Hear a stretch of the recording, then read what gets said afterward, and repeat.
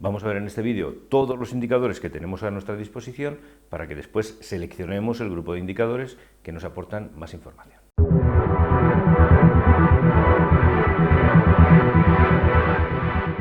Primer grupo de indicadores, los indicadores de disponibilidad. Estos indicadores de disponibilidad son 4. Primer indicador, la disponibilidad propiamente dicha, que es el cociente entre el tiempo que las máquinas han estado disponibles y el tiempo total del periodo que estemos considerando. Recordemos que cuando hablamos del periodo total que estemos considerando, estamos hablando de esas bases temporales, de esas bases mensuales o esa base anual o esa base año acumulado. Entonces, para cada uno de los 12 periodos que vamos a tener que calcular, cada uno de ellos, vamos a tener que acotar cuándo empieza y cuándo acaba cada uno de esos periodos y ver qué eventos hay en ese tiempo y calcular la disponibilidad que hemos obtenido en cada uno de esos periodos, teniendo en cuenta que para cada uno de ellos tenemos 3 bases temporales. Recordemos, primer indicador de disponibilidad es la disponibilidad propiamente dicha y es el cociente entre el tiempo que la máquina ha estado disponible y el tiempo total. Tiempo que la máquina ha estado disponible es el tiempo total del periodo menos tiempo que la máquina ha requerido para mantenimiento programado menos tiempo que se ha requerido para mantenimiento no programado, dividido todo ello entre el tiempo total del periodo. Aquí podemos de nuevo hablar de a qué ítem nos vamos a referir. Nos vamos a referir a equipo, nos vamos a referir a subsistema, sistema, área, a la planta entera, pues lo suyo será calcularlo de todo, la disponibilidad que tiene todo y después ver cuáles son los que realmente nos aportan información.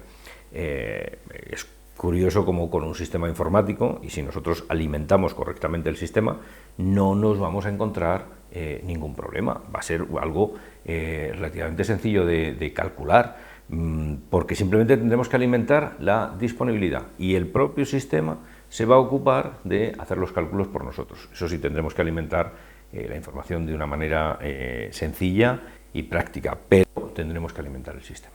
Segundo indicador referido a la disponibilidad es el indicador de fiabilidad. La fiabilidad mide el tiempo que la máquina ha estado funcionando y no tiene en cuenta el tiempo en el que la máquina no ha estado funcionando, pero por parada programada. Es decir, es el tiempo que la máquina ha estado funcionando cuando nosotros queríamos que estuviera funcionando. Para que entendamos bien la diferencia entre disponibilidad y fiabilidad, pensemos, por ejemplo, en el caso de un avión. Si el avión despega y llega al aeropuerto, nosotros queríamos que hiciera eso. Después en el aeropuerto ya a lo mejor tenemos que someterle a una revisión, pero el vuelo ha sido fiable. Entonces, nosotros el indicador de fiabilidad mide únicamente ese tiempo, es decir, si cuando nosotros queríamos que produjera, ha producido y lo hemos parado nosotros porque nosotros queríamos pararle. Eso es fiabilidad. Por tanto, la fórmula de la fiabilidad es una fórmula sencilla porque tenemos del periodo que estemos considerando, tiempo total del periodo menos tiempo dedicado a mantenimiento no programado, dividido entre tiempo total del periodo. Siguiente indicador es un indicador famoso, conocido, que en libros, en textos se le da mucha importancia, pero realmente no son tantas las fábricas que lo utilizan. No es que haya argumentos a favor o en contra de utilizar este indicador, pero realmente tiene menos efectos prácticos de los que parece. Se llama tiempo medio entre fallos, Mean Time Between Failures, que es MTBF. El MTBF, hay organizaciones que lo entienden como una religión y hay organizaciones que ni han oído hablar de él. Pero yo os digo que después en la vida real, en el papel del jefe de mantenimiento, es un indicador un poco más complejo, un poco más difícil de analizar y se utiliza menos. Así que no os volváis locos intentando entender, implementar este indicador. No obstante, si el sistema, el software, lo hace bien, pues será capaz, nosotros podemos implementar esta fórmula en el software y seremos capaces de implementarlo pues, muy bien. ¿Cómo es la fórmula de Mean Time Between Failures? tiempo del periodo menos tiempo que el sistema estaba indisponible, dividido entre el número de paradas que ha tenido el ítem que estemos analizando. El segundo de los indicadores, que tiene alguna complejidad para interpretarlo y que tiene menos utilidad después en un campo de lo que pueda aparecer, es el tiempo medio de reparación. Mide fundamentalmente la gravedad de los problemas que nosotros tenemos. Lo que quiere saber es fundamentalmente si tenemos grandes averías o son muchos pequeños incidentes. Bueno, pues este indicador es tiempo de indisponibilidad dividido entre número de paradas. Son pues relativos a la disponibilidad 4 indicadores: disponibilidad, fiabilidad, MTBF, MTTR. Para cada uno de ellos tenemos 3 bases temporales: base temporal mensual, base temporal 12 meses, base temporal año natural. Y además tenemos todos los ítems de la planta que figuran en la estructura jerárquica de los activos de nuestra planta, a los que podemos referir estos 4 indicadores.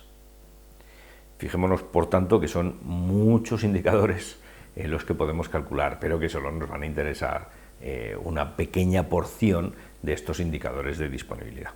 La solución más habitual suele ser referir los indicadores de disponibilidad a los elementos más altos del árbol jerárquico, es decir, disponibilidad de planta y después disponibilidad de área. Un poco menos de información, pero mucha más complejidad nos va a dar ver cuál es la disponibilidad de sistemas, y mucha más complejidad y a la vez menos información nos va a dar la disponibilidad de equipos, pero no obstante tenemos que tener la posibilidad de calcular cualquiera de ellos.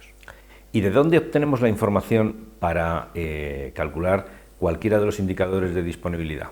Hay una tendencia habitual pero errónea, que es extraer esto de las órdenes de trabajo, pero como bien digo es errónea, porque cuando yo quiero calcular a partir de los tiempos de la orden de trabajo, resulta que el tiempo de intervención en la orden de trabajo no tiene por qué coincidir con el tiempo de disponibilidad, con el tiempo en que la máquina ha estado parada o en marcha. Así, por ejemplo, una orden de trabajo, la máquina se puede parar, nos pueden comunicar la avería 3 horas después, intervenir un día después, por tanto la intervención comienza ya cuando la máquina lleva parada 1 día y medio, y después nosotros finalizamos la avería, la dejamos disponible hasta que alguien la pone en marcha, y entonces en ese momento que la pone en marcha computa como que la máquina ha entrado de nuevo en producción.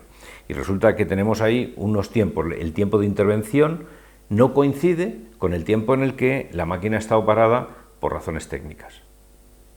¿Cuál es la solución viable para hacer esto? Pues existen 2 soluciones. Ambas soluciones implican necesariamente reportar la disponibilidad de forma independiente a el tiempo de intervención. Y esto lo podemos hacer en la propia OT. En la propia OT podemos decir, esta OT ha provocado indisponibilidad en este ítem, en este ítem y en este ítem. O podemos hacerlo haciendo un reporte de indisponibilidad completamente desligado de las OTs. En un apartado que se llama reporte de indisponibilidad, nosotros reportaremos cuándo se ha parado la planta, un área, un sistema, un subsistema, un equipo, lo que sea, y cuánto tiempo ha estado parado desde el inicio del evento hasta el final del evento. Cualquiera de las 2 formas es perfectamente válida. Lo que sí tenemos que tener en cuenta es este concepto: tiempo de intervención y tiempo de indisponibilidad no coinciden. Tampoco coinciden el ítem al que se refiere la OT con los ítems que puedan haber estado parados provocados por esa misma OT.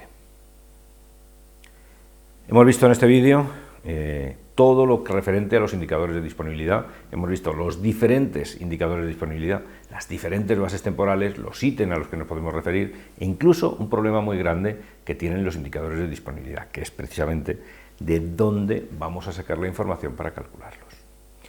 Os animamos ahora a que sigáis con el siguiente vídeo en el que hablamos sobre los indicadores de coste.